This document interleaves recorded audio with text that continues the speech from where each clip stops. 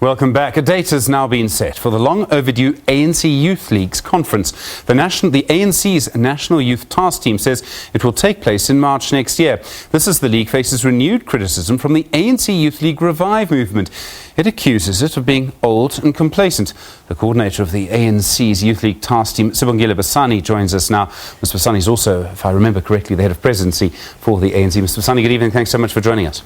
Good evening and thanks for having me. Okay, first of all, one of the problems that you have is that the ANC Youth League, as it was, in the end was sequestrated because it didn't pay its debts. The debts were incurred during the time of Julius Malema's time as leader of the ANC Youth League. How much have you had to pay to get it out of that situation?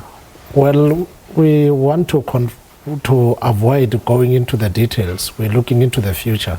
The fact is liquidation is a source of the debts, that we had as it is. Right now, we've started a process of consulting with all structures throughout the country.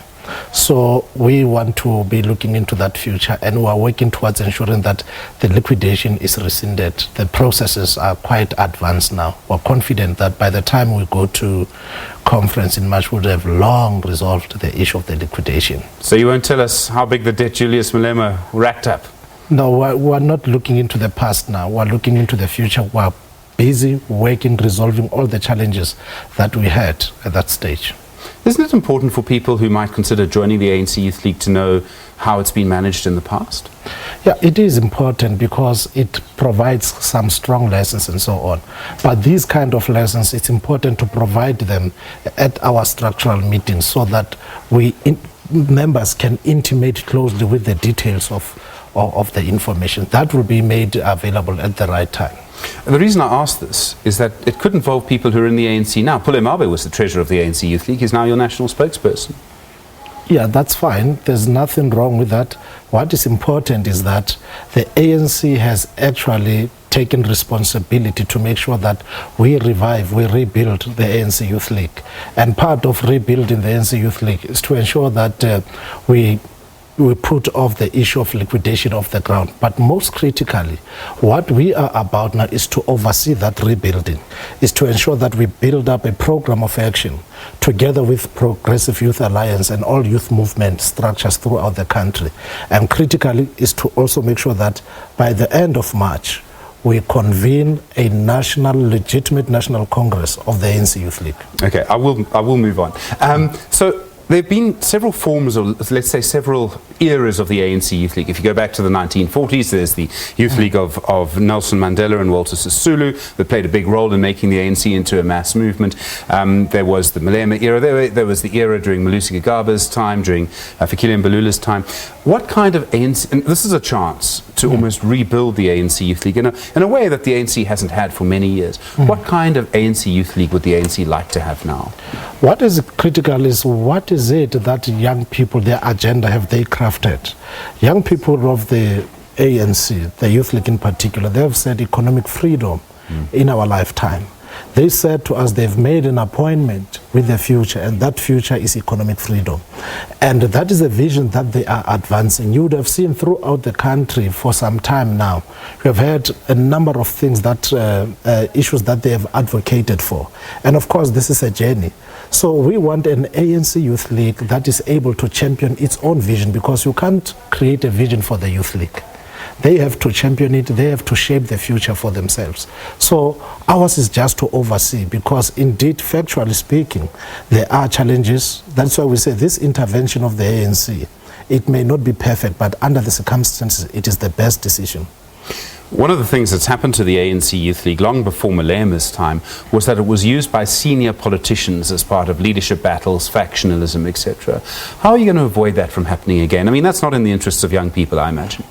In fact, my thinking on this matter is that young people have got to liberate themselves from the claws of people who want to clone themselves through young people. So it is high time now. We are creating platform for young people to champion their vision, to lead in their own struggles. And part of that battle is to make sure that young people are liberated from people who want to clone themselves or to duplicate their weaknesses and strengths. Because some of these challenges are as a result of some of us trying to control or handle Youth League. So we are creating platforms. Part of what we're going to do this from henceforth, we're going to have platform where we have youth assemblies.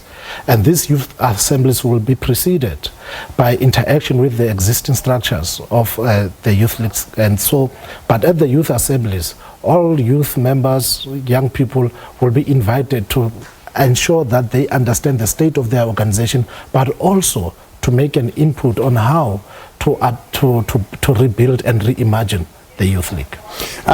South Africa is changing very, very quickly. I sometimes think it's changing almost too quickly for anyone, politician or journalist, to keep up. And it's changing particularly quickly around young people. You have many young people who aren't voting, unfortunately. You have young, if you had to do a poll of the young people who are voting, you'd probably find that a lot of them are voting for the economic freedom fighters. It's going to be tough to get young people involved in politics, interested in politics. And I say that because it seems that young people are falling out of politics. Well, broadly speaking, young people have serious interest in politics. The Youth League may be facing its own challenges, and maybe some of them, quite a significant number, may have veered towards the EFF.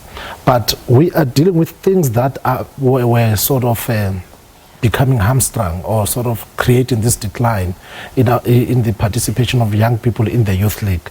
Part of what we have said young people, the ANC Youth League must adopt the membership system that is online, that can enable young people who still believe in the vision of the Youth League and the vision of the ANC to join. So these are part of the things that we are doing to deal with this aspect of gatekeeping, because what we also observed, which was a shortcoming, is that there was a lot of gatekeeping.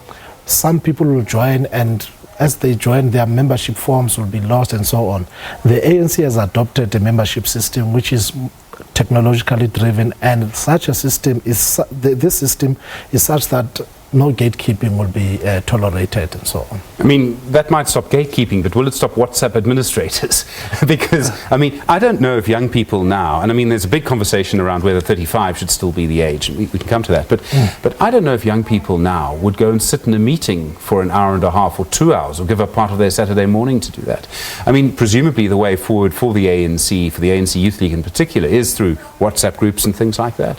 You'll be surprised. 2 weeks ago, myself as the coordinator and Comrade Thandi Mahambe as the convener, we were in Ekurhuleni, in some zones of Ekurhuleni on a Friday, 6 o'clock. We had a campaigns organized by young people. We went to police stations and so on. Who would have thought that on a Friday young people will be interested in politically driven programs and so on. So you'll be surprised that they are prepared to shape the future. They are prepared to engage us. They are prepared to have their voice heard. You would remember, prior us being appointed by the NEC, young people were also marching to say, look, we want to rebuild and reimagine the ANC Youth League. And this is part of it. Sibongile Besani, do appreciate the time. Thank you very much indeed. The coordinator of the ANC Youth League's task team, also head of presidency of the ANC.